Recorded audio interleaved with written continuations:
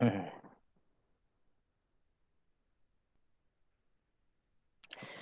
nabda. Bismillahirrahmanirrahim. Assalamualaikum warahmatullahi wabarakatuh. Alhamdulillahirabbil alamin. Wassalatu wassalamu ala asyrafil anbiya'i wal mursalin, nabiyina Muhammadin wa ala alihi wa sahbihi ajma'in. Asyhadu an la ilaha illallah wahdahu la syarikalah wa asyhadu anna Muhammadan abduhu wa rasuluh. Allahumma la sahla illa ma ja'altahu sahla wa anta taj'alul hazna sahlan idza syi'ta. Allahumma faqihna fi dinik wa 'allimna ma yanfa'una warzuqna al-ikhlasa fil qawli wal 'amal wa zidna 'ilman ya arhamar rahimin. Naam. نواصل في قراءة شرح أو نزهة النظر في توضيح نخبة الفكر للحافظ أبي الفضل أحمد بن علي بن حجر العسقلاني رحمه الله تعالى.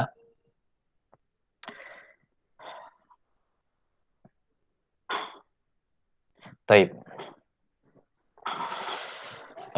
وقد انتهينا إلى مبحث إيش المنقطع. نعم.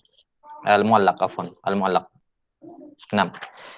ثم قال رحمه الله تعالى والثاني, ya, jenis hadis yang kedua. Jenis hadis yang kedua, wa huwa ma saqata min akhirih ba'da tabi'i, ya, huwal mursal. Jenis hadis yang kedua yaitu yang gugur di dalam sanadnya perawi setelah tabi'in. Perawi setelah tabi'in. Afwan sebentar.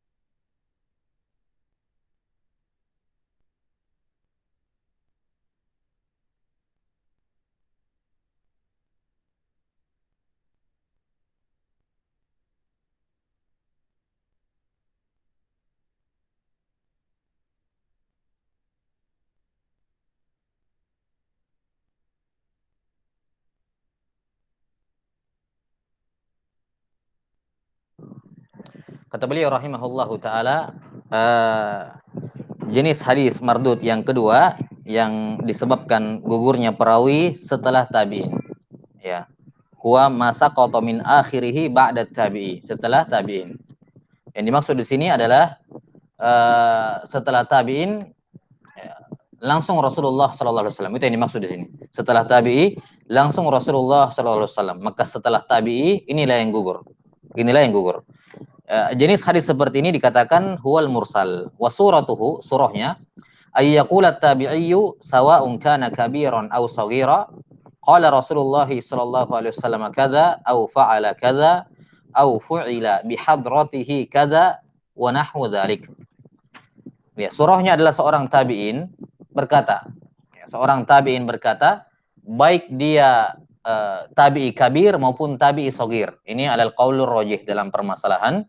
Ya, ada khilaf di kalangan para ulama di mana sebagian mengkategorikan suatu hadis nanti dikatakan mursal kalau yang mengucapkannya adalah kibarut tabi'in.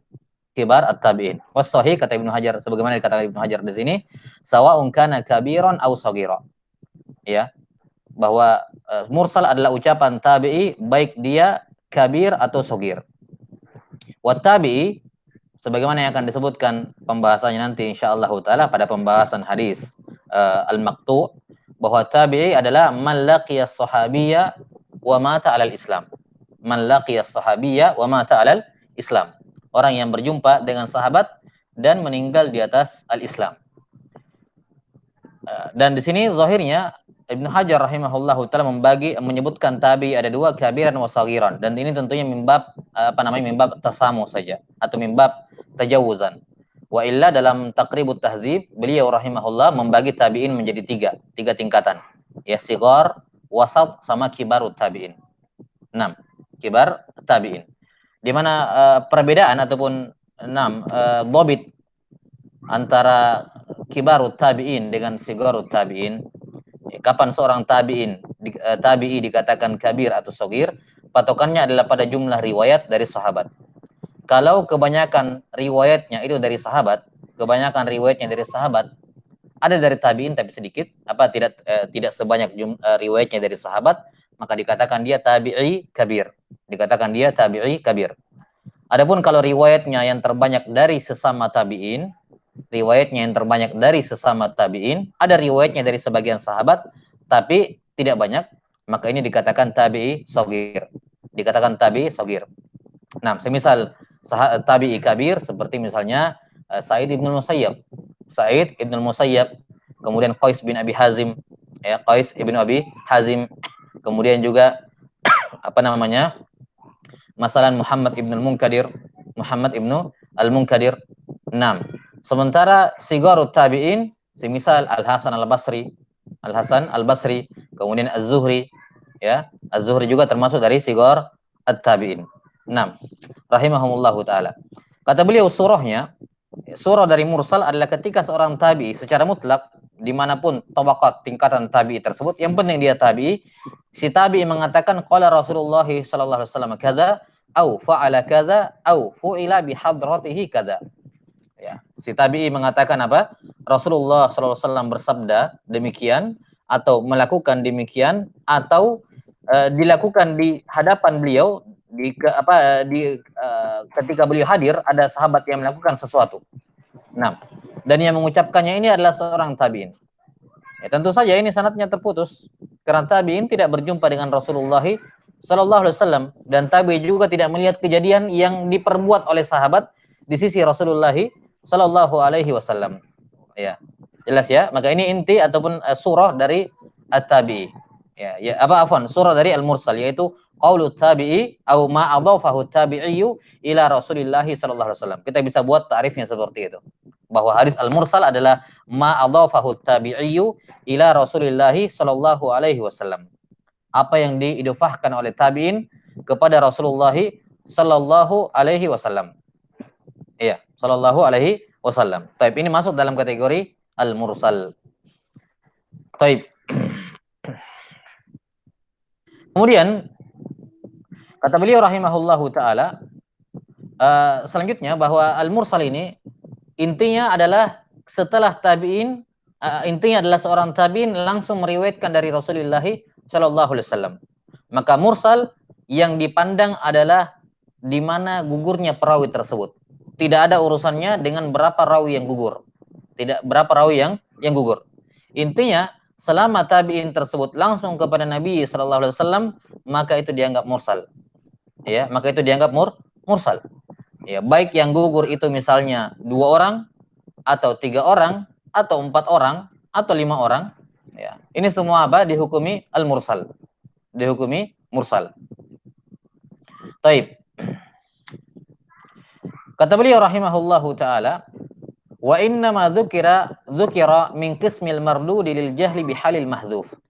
Dan hadis mursal ini disebutkan dalam kategori hadis al-mardud, sama seperti muallaq kemarin, karena tidak diketahuinya kondisi atau keadaan perawi yang dihilangkan, bagaimana adalahnya dan bagaimana dhobotnya. Bagaimana dhobotnya. Baik. Kemudian kita katakan tadi bahwasanya al-mursal ketika tabi'i langsung meriwayatkan dari sahabat dari Nabi sallallahu alaihi wasallam.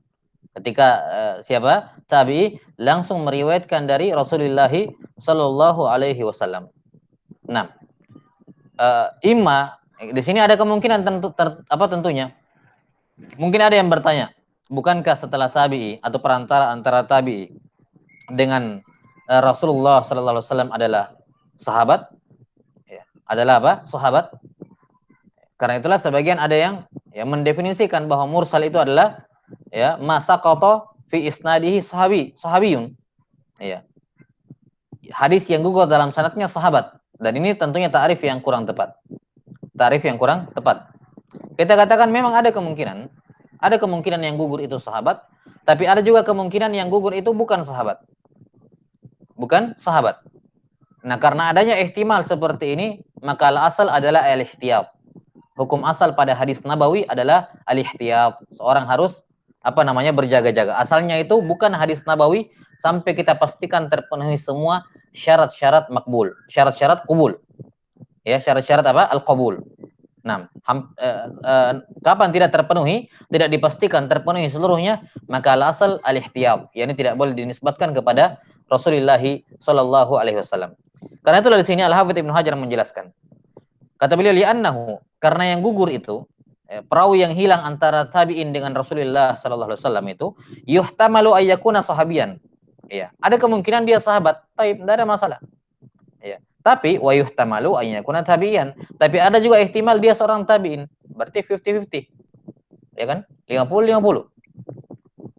Nah, ini saja sekedar 50-50 keadaannya, bisa jadi sahabat. Kalau sahabat yang gugur berarti aman. Berarti apa? Aman. Karena as-sahabat kulluhum udul. Sahabat itu semuanya adil. Mau disebutkan namanya, tidak disebutkan namanya, digugurkan dalam sanad sekalipun, tidak ada masalah. Yang penting dipastikan itu sahabat. Ya, walaupun digugurkan dalam sanad, yang penting dipastikan bahwa yang gugur itu adalah sahabat, yang hilang itu sahabat, maka tidak ada iskal padanya. Diterima. Ya, diterima dianggap hadisnya tidak ada masalah. Kenapa? Sahabat kulluhum udul. Ya, maka mau dia disebutkan namanya fulan bin fulan atau disebutkan dengan lafaz mubham, misalnya an rajulin min ashabin nabi sallallahu alaihi wasallam, atau an rajulin mimman syahida badron, ya, yang menyaksikan perang Badar, au animra'atin bayat Rasulullah sallallahu alaihi wasallam, atau dari seorang perempuan yang berbaiat kepada Rasulullah sallallahu alaihi wasallam. Mau disebutkan namanya atau disebutkan dengan lafaz yang mubham, ataukah bahkan digugurkan dalam sanad dengan catatan dipastikan yang gugur itu sahabat, maka tidak ada masalah. Itu kemungkinan 50%. Tapi ada juga kemungkinan tabi'in yang tersebut di sini meriwayatkan dari tabi'in yang kedua dari sahabat dari Nabi sallallahu alaihi wasallam, sehingga yang gugur darinya dua orang perawi. Makanya kata beliau wa yahtamilu an yakuna tabi'an. Ada kemungkinan yang gugur itu tabi'i dulu, baru masuk sahabat, baru Nabi sallallahu alaihi wasallam. Nah, dengan demikian tabi'i yang ini tidak diketahui siapa. Enggak diketahui siapa yang bagaimana keadaan darah dan bobotnya.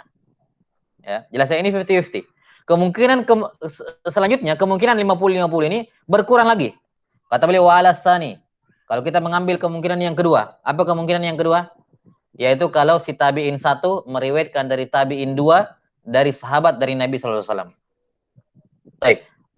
Kemungkinan yang kedua ini yaitu tabi'i satu meriwayatkan dari tabi'i dua, wa alasani yuhtamalu an yakuna dhaifan wa yuhtamalu an yakuna thiqatan. Si tabi'i dua yang dihilangkan ini, ada kemungkinan dia dhaif, ada kemungkinan dia thiqah. Ada kemungkinan dia dhaif, ada kemungkinan dia thiqah, dan tidak diketahui. Ada kemungkinan dhaif. Kalau dia dhaif maka la kalam. Tapi kalau dia thiqah, anggaplah tabi'i yang kedua ini thiqah. Yang digugurkan ini thiqah. Maka ada kemungkinan berikutnya. Wa alasani. Ya, kita ambil kemungkinan yang kedua ini. Apa kemungkinan yang kedua tadi? Yaitu kalau si tabi'i dua ini thiqah. Maka kemungkinan berikutnya yuhtamalu ayyakuna hamala an sahabiyin wa yuhtamalu ayyakuna hamala an tabi'in akhar. Ya. Maka tabi'i kedua yang anggaplah tabi'i kedua ini thiqah, maka di sini ada kemungkinan lagi, yaitu tabi'i kedua yang thiqah ini meriwayatkan langsung dari sahabat atau meriwayatkan dari tabi'i yang ketiga. Ya, muncul lagi kemungkinan itu. Ya, meriwayatkan dari tabi'in yang ketiga, sehingga jadinya sanadnya tabi'in yang disebut tabi'i satu yang tersebut namanya dalam sanad, dari tabi'i dua yang dihilangkan, dari tabi'i tiga juga yang dihilangkan. Jelas ya? Nah. Wa alasani, kemudian dari tabi'i tiga ini fayaudu ihtimalus sabiq. Kembali lagi kemungkinan seperti di atas, wa yata'addad, dan demikian seterusnya. Yani tabi'i yang ketiga bisa dhaif, bisa thiqah. Kalau dia dhaif selesai. Kalau dia thiqah terbagi lagi.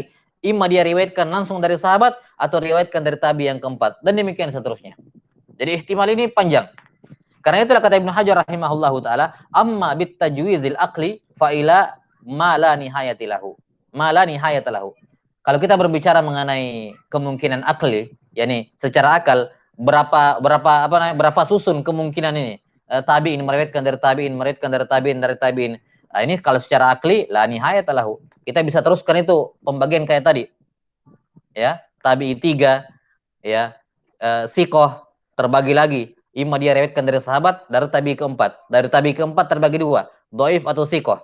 Ya, kalau dia sikoh terbagi lagi. Tabi 4 dari sahabat, tabi 4 dari tabi 5. Dan demikian seterusnya. Kalau secara tajwizul akli, kalau kita anggap mungkin tidaknya secara akal, maka la nihayata lahu. Ya, bakalan panjang. Wa amma bil istiqra, adapun kalau kita mencari jumlah sanad ya, atau sanad yang paling panjang di mana perawi seorang tabi'in meriwayatkan dari tabi'in yang lainnya, kata beliau fa ila sittatin aw sabah. Paling panjang 6 atau 7, wa huwa aktsaru ma wujida min riwayati ba'd tabi'ina an ba'd. Dan ini adalah kasus terbanyak ya, ditemukan dalam satu sanad tabi'in meriwayatkan dari sesama tabi'in. 6 atau 7. Jadi tabi'in dari tabi'in dari tabi'in dari tabi'in dari tabi'in dari tabi'in dari sahabat. Atau 7. Tabi'in dari tabi'in dari tabi'in dari tabi'in dari tabi'in dari tabi'in dari tabi'in dari sahabat. Nah, karena panjangnya ihtimal seperti ini, maka apa? Ini yang menggugurkan derajat hadis al-mursal dari hadis al-maqbul. Jelas ya? Taib. Ini apa namanya? Taujih dari Al-Hafidz Ibnu Hajar rahimahullahu taala mengapa 6 hadis mursal itu ditolak. Kemudian sehubungan dengan pembahasan al-mu'allaq kemarin di mana Ibnu Hajar rahimahullah mengaitkan mu'allaq dengan mu'dhal bahwa dia memiliki pertemuan umuman wa khususan, maka demikian pula di mursal ini. Mursal juga punya umum wa khusus min wajah dengan al-mu'dhal. Bagaimana itu? Ya, kalau tabi'i meriwayatkan dari Nabi sallallahu alaihi wasallam, tabi'i meriwayatkan dari Nabi sallallahu alaihi wasallam dan yang si tabi'i ini meriwayatkan dari tabi'i 1, tabi'i 2 dari sahabat, dari Nabi sallallahu alaihi wasallam, berarti 2 orang yang dia gugurkan. Tabi'i 2 plus sahabat. Berarti 2 orang yang gugur dalam sanad. 2 orang yang gugur dalam sanad. Ini jelas apa namanya? Mu'dhal. Maka bisa dikatakan menurut Al-Hafidz Ibnu Hajar, mu'dhal sekaligus mursal. Mu'dhal sekaligus apa? Al-mursal. Bisa dikatakan seperti itu kalau kita mau menghubungkannya. Karena perhatikan ya, istilah ini mu'allaq, kemudian mu'dhal, kemudian mursal dengan munqati, ini pada sebagian keadaan terjadi tadakhul istilah. Terjadi tadakhul al-istilah. Ya, karena itulah di sini pentingnya seorang mengetahui penggunaan para ulama. Ya, memang secara istilah mereka sudah mengarahkan setiap istilah itu kepada makna yang tersendiri, tidak terdapat irisan definisi. Ya, tidak ada titik apa namanya? Sisi umum dan khususnya seperti ini. Tapi dari sisi istimal, maka para ulama apalagi ulama mutaqaddimin ya, karena kebanyakan pembatasan definisi itu terjadi di kalangan ulama mutaakhirin. Adapun di kalangan mutaqaddimin biasanya mereka apa namanya santai dalam masalah istilah. Sebagaimana kemarin masalah syad dengan mungkar, masalah syawahid dengan mutabaat, ya kan? Nah, kebanyakan pembatasan definisi itu terjadi di kalangan ulama mutaakhirin. Sama seperti di sini. Wa illa di kalangan ulama mutaqaddimin, ya, bahkan kita bisa temukan dengan mudah di buku-buku ilal kadang atau di buku-buku al-marasil. Mereka menggunakan kata munqati untuk mursal dan mereka menggunakan kata mursal untuk munqati. Ya. Riwayatu fulan an fulan mursalah. Ya, ini munqati'ah. Jelas ya? Nah, maka demikian pula di sini al-mursal, al-munqati dengan al-mu'dhal. Kadang mereka mengitlaqkan munqati untuk mu'dhal. Ini hadisnya mu'dhal, 2 orang perawi gugur bersamaan, kemudian mereka mengatakan ini munqati. Nah, maka al-muhim bagi talabatul ilm adalah mengetahui definisi asal ataupun makna baku yang menjadi istilah di kalangan ulama mutaakhirin dalam masalah ini. Kemudian dia juga harus mengetahui itlaqat para ulama dalam dalam istilah-istilah ini. Sehingga jangan sampai kemudian dia menghakimi para ulama al-mutaqaddimin dengan menggunakan istilah yang baru muncul di kalangan mutaakhirin. Mengatakan kok ini diitlaqkan seperti ini padahal ini maknanya berbeda, ini maknanya ini sendiri. Nah, Jelas sampai sini ya? Maka tugas kita adalah memahami istilahatnya para ulama. Baik. Kata beliau rahimahullahu taala,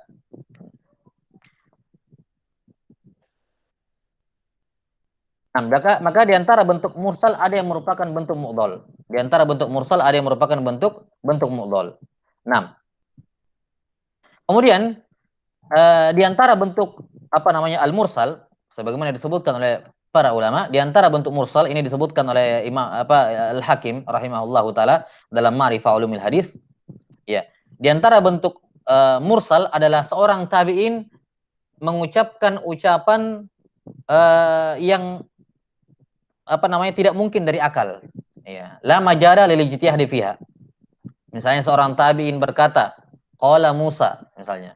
Seorang tabi'in mengatakan apa namanya? Yaumal qiyamati kada kada wa kada misalnya. Seorang tabi dari ucapannya, ini hadisnya hadis maktu. Ucapan tabi'in mengatakan pada hari kiamat akan terjadi begini dan begitu. Seorang tabi mengatakan pada hari kiamat akan terjadi begini. Seorang tabi'in mengatakan Nabi Musa berkata seperti ini. Tapi dari mana dia tahu? Ya. Taib. Mungkin kalau Nabi Musa ya taib, mungkin kita akan bisa dikatakan ini Israiliyat ya, la basabi. Kita ambil hal-hal yang sifatnya gaib misalnya. Ya. Tabi'in mengatakan nanti di hari kiamat di dalam surga akan begini dan begitu atau berkata ini dan begitu di dalam neraka masalah. Perkara gaib yang tidak mungkin masuk ijtihad padanya. Maka yang seperti ini juga jelas masuk dalam kategori apa? Kategori mursal sekaligus mu'dhal. Mursal sekaligus apa? Mu'dhal. Kenapa? Karena ketika tabi mengatakan pada hari kiamat seperti ini, maka minimal yang dia gugurkan apa namanya? Sudah dua. Ya kan? Digugurkan siapa? Ya, minimal ya, minimal. Tapi ada kemungkinan lain, ada kemungkinan dari tabi'in, dari sahabat, dari Nabi sallallahu alaihi wasallam. Yang jelas di sini dia gugurkan Nabi sallallahu alaihi wasallam dalam sanad. Dia gugurkan sahabat dan ada kemungkinan besar dia menggugurkan tabi'in juga. Ya. Jelas ya, ini masuk dalam kategori al-mursal juga dikatakan oleh Al-Hakim rahimahullahu taala. Walaupun beliau memasukkan ini dalam bentuk mu'dhal dan tidak ada masalah. Karena menggugurkan sahabat dengan Nabi sallallahu alaihi wasallam dalam sanad itu mu'dhal. Jelas dua rawi berturut-turut ya di dalam sanad. Nah, Allahu taala alam bisawab. Selanjutnya Al-Hafidz Ibnu Hajar rahimahullahu taala membahas masalah apa namanya? Hukum hadis mursal. Membahas hukum hadis mursal. Baik. Kata beliau, fa in urifa min adati tabi'i annahu la yursilu illa an thiqatin fa dhahaba jumhurul muhadditsina ila tawaqqufi li baqa'il ihtimal wa huwa ahadu qaulai Ahmad wa thanihima wa huwa qaulul malikiyyin wal kufiyyin yuqbalu mutlaqan. Wa qala asy-Syafi'i yuqbalu ini i'tadada bimaji'ihi min wajhin akhar yubayyinu tariqal ula musnadan kana aw mursala liyarja'a ihtimalu kaunil al-mahdhufi thiqatan fi nafsil amr. Baik. Wa naqala Abu Bakar Ar-Razi min al-Hanafiyyah wa Abu Walid Al-Baji min al-Malikiyyah anna rawiya idza kana yursilu an istiqati wa ghairihim la yuqbalu mursaluhu ittifaqan. Baik, ini masalah terakhir berkenaan dengan mursal yang disebutkan di sini oleh Al-Hafidz Ibnu Hajar rahimahullah mengenai apa hukum hadis mursal, makbul atau mardud. Makbul atau mardud. 6.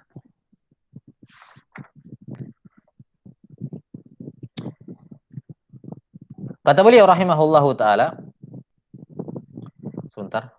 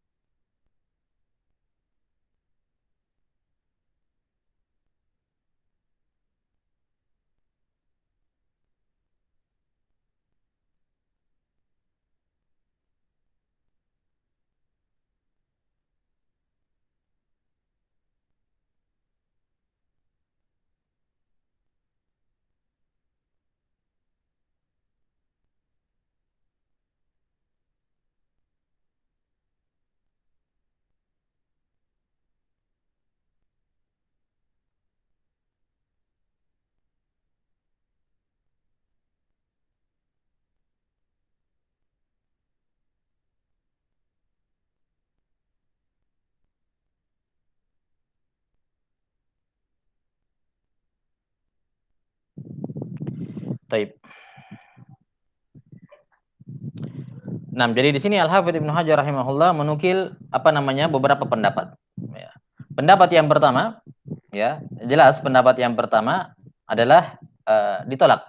Ya. Ini ditolak, riwayat mursal ditolak. Nah,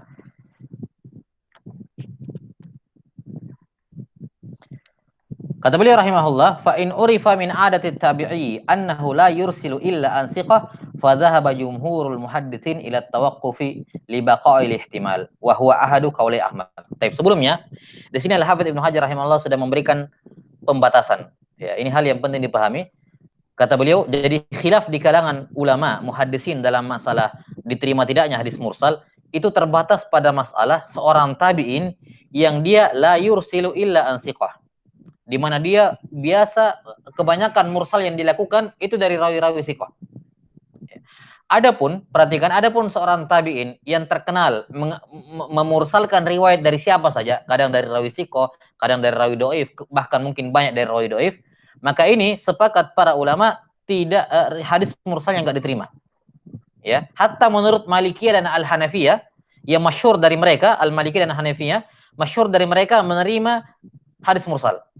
Tapi ini tentunya harus diberikan takkid bahwa mazhab Malikiyah dan Syafi'iyah yang menerima hadis mursal itu harus diberikan pembatasan hanya pada rawi-rawi yang biasa yang mengirsal dari rawi yang thiqah. Tentunya kita tidak bisa tidak bisa kita memahami bahwasanya tidak mungkin kita mengarahkan bahwa Malikiyah dan Hanafiyah menerima hadis mursal secara mutlak, walaupun si mursil ini, si pelaku irsal ini, si tabi'in ini meriwayatkan dari sembarang orang, melakukan irsal dari sembarangan perawi, hatta walaupun rawi dhaif, rawi ini sembarangan. Nah, ini butuh disebutkan, dan ini faedah yang disebutkan oleh Syekhuna Thariq Ibn Awadillah hafizahullahu taala, bahwa jangan sampai difahami bahwasanya mazhab Maliki dan Hanafiyah menerima qabul mursal secara mutlak, dan ini juga yang disebutkan oleh Al-Hafidz Ibnu Hajar rahimahullah dalam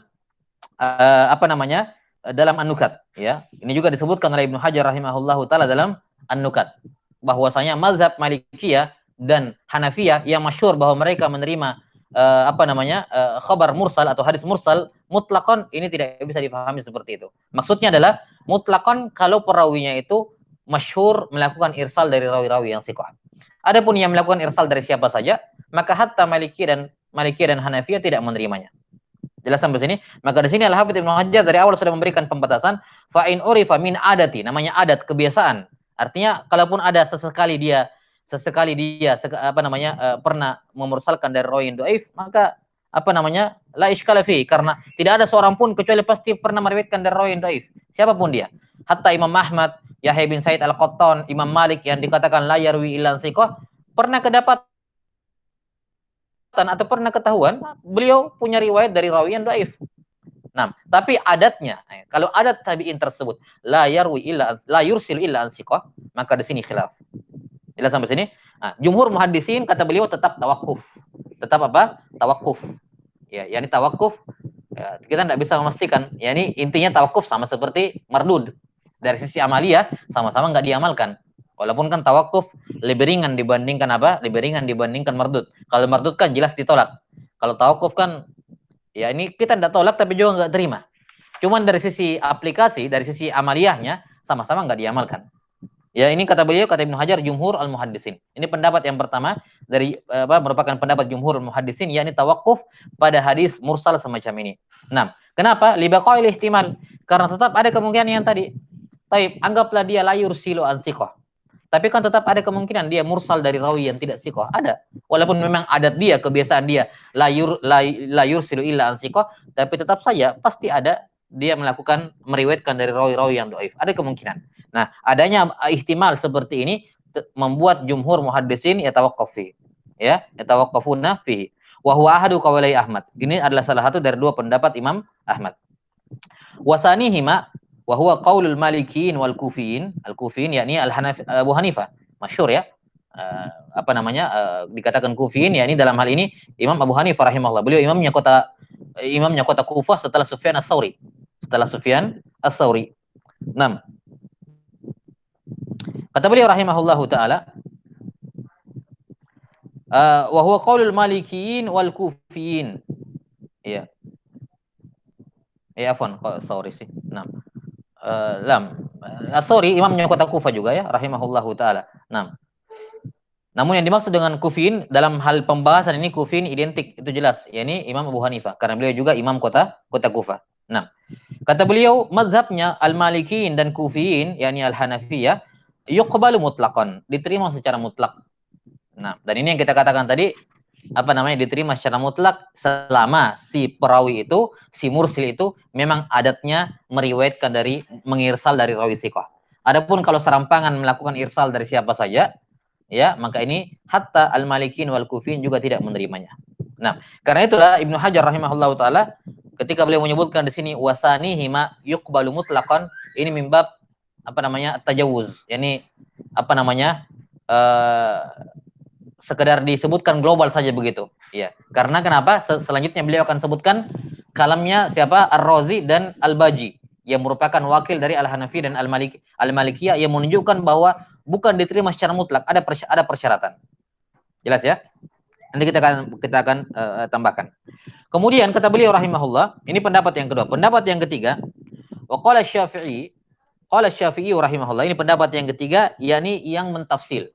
Tidak menerima secara mutlak dan tidak menolak juga secara mutlak. Tidak menerima secara mutlak dan juga tidak tawakuf secara mutlak. Syafi'i rahimahullah berkata, yuqbalu, ya, hadis mursal kami terima. Dengan catatan, ini ta'awwada bimaji'ihi min wajhin akhar. Ada pendukung atau dia menguat, ya, dia menguat dengan dukungan dari jalan yang lain. Yubayyinu tariqal ula, dengan catatan harus jalannya berbeda. Makhraj hadisnya itu berbeda. Kita sudah terangkan kemarin makhraj makharijul isnad, ya. Tempat sanadnya di mana, makharijul isnadnya di mana? Ya, itu maksudnya. Jadi selama makhrajul hadisnya berbeda. Yakni ada hadis mursal. Ya, kemudian datang i'tadoda, dia menguat dengan datangnya hadis mursal yang sama. Ya. Mursal didukung dengan mursal, tapi mursal ini harus beda makhraj dengan mursal yang kita bahas sekarang. Mursal yang mau dicarikan pendukung. Kenapa? Karena kalau makhrajnya sama, ya bisa jadi ini orang yang hilang itu sama dengan jalan yang pertama, sehingga nggak bisa dikatakan menguat. Karena itu sebenarnya satu jalan yang sama. Jadi misalnya begini, tabi'in A mursal dari Nabi SAW. Tabi'in B mursal langsung dari Nabi SAW dengan hadis yang sama walaupun cuma semakna. Tidak mesti lafadznya persis, yang penting semakna. Tabi'in A langsung dari Nabi SAW, tabi'in B dari Nabi SAW. Taib. Kapan mursal B ini bisa digunakan untuk menguatkan mursal A? Kalau mursal A dengan mursal B beda makhrajnya. Bagaimana cara mengetahui makhrajnya beda? Kita cek guru-gurunya A, kita cek guru-gurunya B. Kita cek tabi'in ini makhrajnya A dengan B ini makhrajnya. Kita cek. Kalau mereka berdua memiliki guru yang sama, ya, memiliki guru yang sama, maka ini tidak bisa dijadikan pendukung. Ya.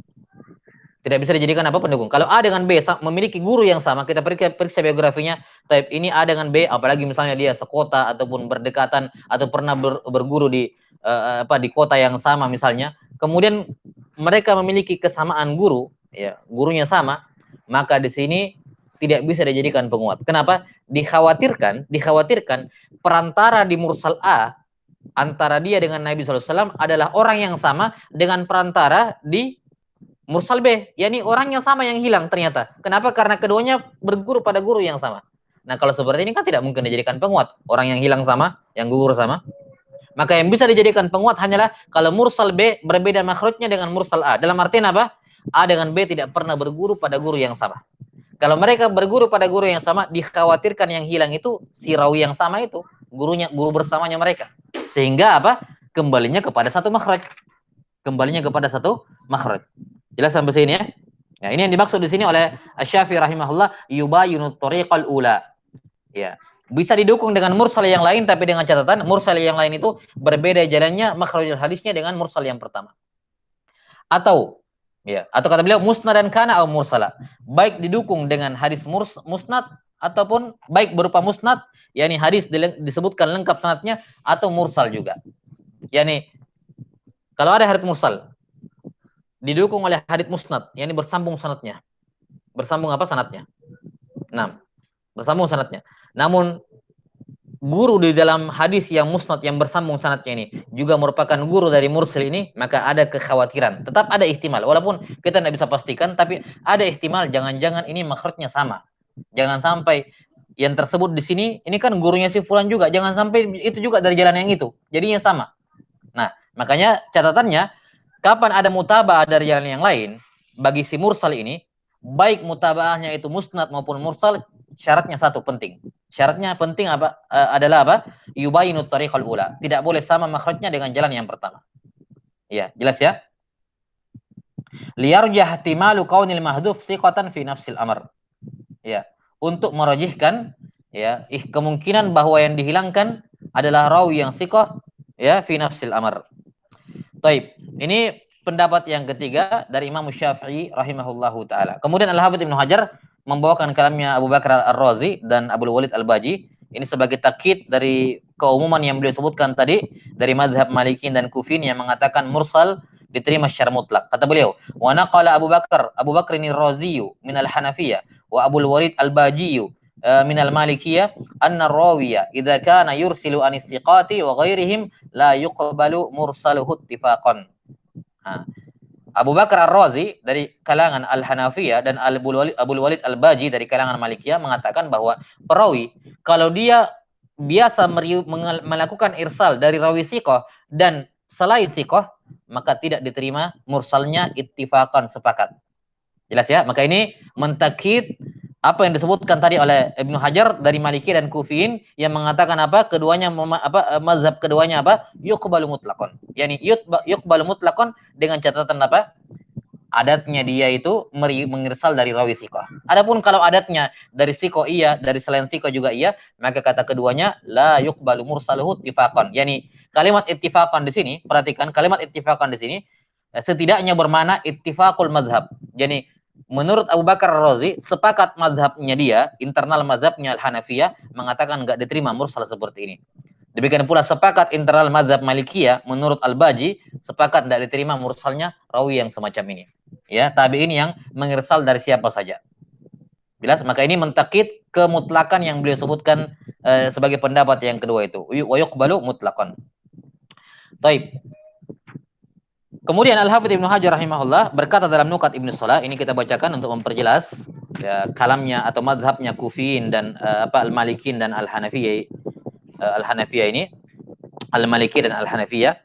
Kata Ibnu Hajar rahimahullah dalam Nukat Ibnu Salah, taqaddama an-naqlu an Ibnu Abdul Bar wa ghairihi anna man qala bil mursal la yaquluhu bihi alal itlaq. Ya. Kata beliau, kata Ibnu Hajar, telah berlalu kutipan dari Ibnu Abdul Bar, ya, beliau jelas Malikiyah.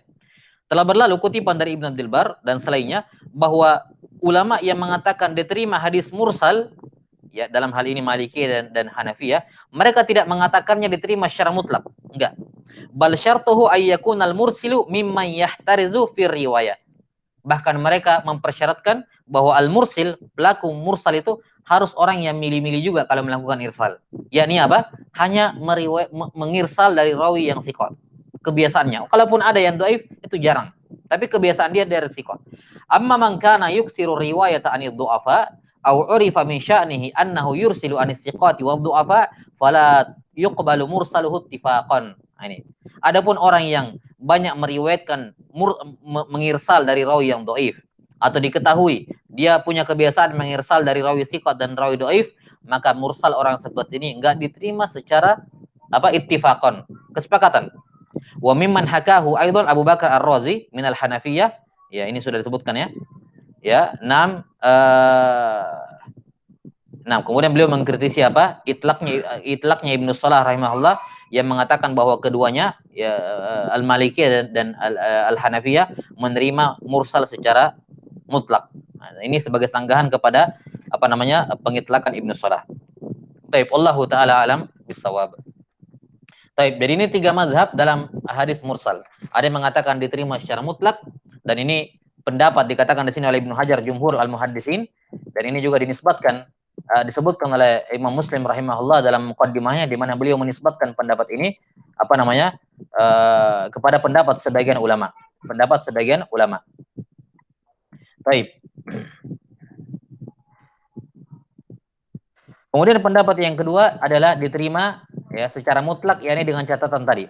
Ya, dengan catatan apa? Kalau dia punya kebiasaan meriwayatkan dari rawi yang thiqah saja atau mengirsal dari rawi yang thiqah.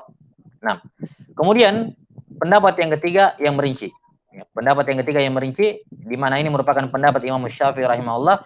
Bahkan seingat saya As-Sakhawi rahimahullah, As-Sakhawi dalam Tawdih Al-Abhar, dalam syarah At-Tazkirah Ibnu Al-Mulaqqin, Tazkirah fi Ulumil Hadis Ibnu Al-Mulaqqin, beliau menisbatkan pendapat ini juga kepada jumhur. Ini pendapat Syafi'i rahimahullah yang merinci, beliau nisbatkan kepada jumhur. Wallahu taala alam bissawab. Adapun Imam Syafi'i merinci, ya, beliau merinci dengan beberapa persyaratan. Ya, beliau menerima hadits mursal dengan secara umum dengan dua syarat. Ya, secara umum dengan dua syarat. Ya, syarat yang pertama dipersyaratkan pada al-mursil, dan syarat yang kedua dipersyaratkan pada al-mursal. Hadis yang mursalnya. Jadi secara umum syarat diterimanya mursal menurut Syafi'i rahimahullah ada dua. Ada syarat yang dipersyaratkan pada al-mursil pelakunya, dan ada syarat yang dipersyaratkan pada al-mursal. Nah, secara umum syarat yang dipersyaratkan pada al-mursil pelakunya ada beberapa. Yang pertama sudah disyaratkan di sini, yaitu apa? Atau sebelumnya, dia adalah seorang tabi'i kabir. Dia adalah kibarut tabi'in. Ini persyaratan dari Imam Syafi'i rahimahullah. Dia adalah kibarut tabi'in. Ya. Kemudian yang kedua adalah dia punya kebiasaan la yarwi illa an thiqah atau la yursilu illa an thiqah. Ya, ini persyaratan. Ya, ini persyaratan yang kedua. Ya, yang dipersyaratkan oleh beliau rahimahullahu taala pada apa? Pada perawinya. Baik. Kemudian syarat yang ketiga yang dipersyaratkan oleh Imam Syafi'i rahimahullahu taala, yakni si pelaku mursil ini dia sendiri harus thiqah. Si pelaku mursil dia sendiri thiqah. Walaupun dia tabi'i kibar, tapi kalau dianya doif, ya sama aja kan begitu. Dia doif. Ya.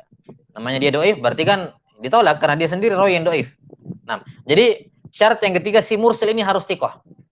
Dan yang keempat, sanad dari periwayat hadis sampai ke pelaku si mursil ini, si tabi'in, sanadnya harus makbul, diterima. Sahihkah atau hasan, terserah. Yang penting sanadnya dari periwayat sampai ke al-mursil ini apa? Sahih ataupun hasan. Ini 4 syarat dipersyaratkan pada al-mursil. Saya ulangi, yang pertama dia harus kibarut tabi'in, yang kedua dia termasuk yang punya kebiasaan la yarwi illa an thiqah atau la yursilu illa an thiqah, ya. Kemudian syarat yang ketiga dia sendiri thiqah, dan yang keempat sanad menuju ke dia juga makbul, ya, hasan ataupun sahih. Baik, ini 4 syarat dipersyaratkan pada al-mursil. Adapun syarat yang dipersyaratkan pada al-mursal, ya, syarat yang dipersyaratkan pada al-mursal, yang pertama adalah adanya pendukung dari jalan yang lain. Ya, adanya pendukung dari jalan yang lain. Dengan catatan yang disebutkan oleh Ibnu Hajar. Terserah mau pendukungnya itu musnad, ya, lengkap sanadnya, atau pendukungnya juga adalah mursal sama seperti dia, boleh, dengan catatan makhrajnya berbeda. Dengan catatan apa? Makhrajnya berbeda. Yakni tidak si pelaku mursil dengan yang di jalan sana tidak berguru pada rawi tidak berguru pada guru yang sama. Karena ada kemungkinan nanti makhrajnya sama. Ini syarat yang pertama pada al-mursal, yaitu ada pendukung dari jalan yang lain, baik musnad maupun mursal, dengan catatan apa? Dengan catatan beda jalannya. Beda apa? Jalannya. Yang pendukung dari jalan yang lain ini, yang musnad, mau sanadnya sahih, mau doif juga tidak ada masalah. Karena doif mendukung mursal kan bisa naik ke derajat hasan. Intinya satu, makhrajnya beda. Makhraj hadisnya beda. Taib. Syarat yang kedua pada mursal, yaitu sejalan dengan fatwa para sahabat. Sejalan dengan fatwa para sahabat. Misalnya ada hadis doif, hadisnya mursal. Kita sudah cari pendukung, nggak ada pendukungnya. Tapi kita temukan ada fatwanya Ibnu Umar, fatwanya sahabat Abu Hurairah, fatwanya siapa misalnya Aisyah radhiyallahu anha, sejalan dengan hadis mursal ini. Maka ini mursalnya diterima. Mursalnya diterima. Baik. Kemudian yang ketiga adalah kalau sejalan dengan fatwa kebanyakan atau minimal jumhur ulama. Ya, sepakat dengan apa? itu difatwakan oleh kebanyakan ulama. Difatwakan oleh kebanyakan ulama. Misalnya ada hadits mursal. Ada hadits apa? Mursal. Kemudian fatwa para ulama sejalan dengan hadits mursal tersebut. Maka ini bisa menguatkan atau bisa membuat kita menerima hadits mursal tersebut. Hadits mursal tersebut. Kita sampai sini ya. Nah, ini 4 syarat yang dipersyaratkan pada hadis al-mursal. Ya. Tiga syarat ya, ini dipersyaratkan pada hadis mursal. Yang pertama, ada pendukung dari jalan yang lain dengan catatan beda makhrajnya.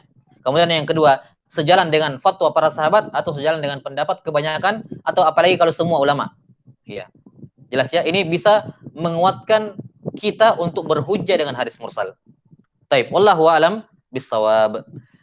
Sebagai penutup, penting diperhatikan ketika para ulama mengatakan boleh berhujjah dengan hadis mursal, bedakan ini dari sisi aplikasi. Dari sisi hukum fikih, boleh beramal dengan hadis mursal kalau terpenuhi apa syarat-syarat tadi, syarat pada al-mursil dan syarat pada al-mursal. Maka boleh beramal dengan hadis mursal. Perhatikan, boleh beramal dengan kandungan hadis mursal. Bukan berarti hadis mursalnya jadi sahih, kita boleh sandarkan kepada Nabi SAW. Enggak, itu masalah yang berbeda. Ingat, mustalahul hadis hanya membahas apakah itu disabdakan oleh Nabi SAW atau tidak. Nah, hadis mursal dari kacamata boleh tidaknya disandarkan kepada Nabi SAW, tidak boleh. Karena hukum asal pada hadis Nabi, kita berhati-hati. Sementara kita nggak tahu siapa perantaranya. Kan begitu. Ya, kita tidak tahu siapa perantaranya. Tidak bisa dipastikan itu dari Nabi SAW. Maka tidak boleh menisbatkan itu kepada siapa? Rasulullah SAW. Tapi dari sisi amalan, kapan terpenuhi syarat-syaratnya, maka boleh diamalkan. Dan ini memperkuat pendapat di kalangan para ulama yang mengatakan bolehnya beramal dengan hadis dhaif ketika memenuhi kriteria. Ya, bolehnya beramal dengan hadis dhaif ya yang memenuhi kriteria. Di antaranya dhaif yang ringan dan mursalnya kibarut tabi'in itu termasuk dhaif yang ringan. Kenapa? Karena kibarut tabi'in itu masih banyak sahabat yang hidup. Kedustaan itu masih kurang. Maka peluang salahnya itu memang ada tapi lebih sedikit. Ya, peluang salah ada. Maka ketika didukung oleh jalan yang lain, didukung oleh fatwa sahabat, maka ini menguatkan bahwa kandungan hadis mursal ini punya asal dalam agama kita. Maka boleh diamalkan. Tapi kita katakan bahwa itu sabda Nabi Shallallahu Alaihi Wasallam, itu perkara yang berbeda. Itu dari kacamata mustalahul hadis, bukan dari kacamata fikih. Jelas ya? Dan sudah dimaklumi bahwa masing-masing funun, masing-masing disiplin ilmu punya kawaidnya. Tidak bisa dicampur aduk. Kapan kita mengatakan bahwa memasukkan kawaid mustalahul hadis ke dalam sirah, maka akan dibuang kebanyakan riwayat-riwayat sirah itu. Iya. Karena memang kebanyakan sirah itu sanadnya bermasalah. Kalau kita masukkan kawaid mustalahul hadis ke dalam ulumut tafsir, ke dalam tafsir, at-tafasir riwayatnya harus sesahih hadis-hadis ahkam misalnya, maka akan terlantar, akan dibuang banyak tafsir-tafsir dari para sahabat, dari para tabi'in. Ya, jelas sampai sini? Karena itulah masing-masing funun itu memiliki kawaidnya tersendiri. Mustalahul hadis hanya sebatas masalah apakah itu syah dinisbatkan kepada Nabi Sallallahu Alaihi Wasallam atau tidak. Adapun masalah apakah boleh diamalkan atau tidak, itu ranahnya fuqaha misalnya. Apakah itu bisa dipakai dalam tafsir, itu ranahnya ulama tafsir. Ya, muarrikhin, ya kan? Apakah itu bisa diamalkan dalam tarikh tadi ya, dalam sirah maksud saya. Dalam tafsir, maka dalam tafsir juga ada kawaidnya tersendiri. Ya, ada kawaid boleh tidaknya beramal dengan riwayat yang dhaif dalam tafsir. Itu mereka punya kawaid tersendiri yang mereka sebutkan dalam pembahasannya. Jelas sampai sini? Wallahu taala alam bisawab. Jadi ini yang dimaksud oleh para ulama ketika dikatakan hujjahnya mursal. Apakah mursal hujjah atau tidak? Yakni diamalkan atau tidak. Bukan dalam masalah apakah dinisbatkan kepada Nabi SAW atau tidak. Apakah beliau bersabda dengannya atau tidak. Kita katakan berhubung sanadnya tidak diketahui siapa perantaranya, maka tidak boleh dinisbatkan kepada Nabi SAW. Tapi apakah pasti Nabi tidak bersabda seperti itu? Enggak juga demikian. Kita juga tidak pastikan itu bukan sabda Nabi SAW. Kita tidak pastikan bahwa hadis mursal bukan sabda Nabi SAW. Tapi kita bisa katakan Nabi SAW tidak bisa juga kita pastikan beliau bersabda demikian.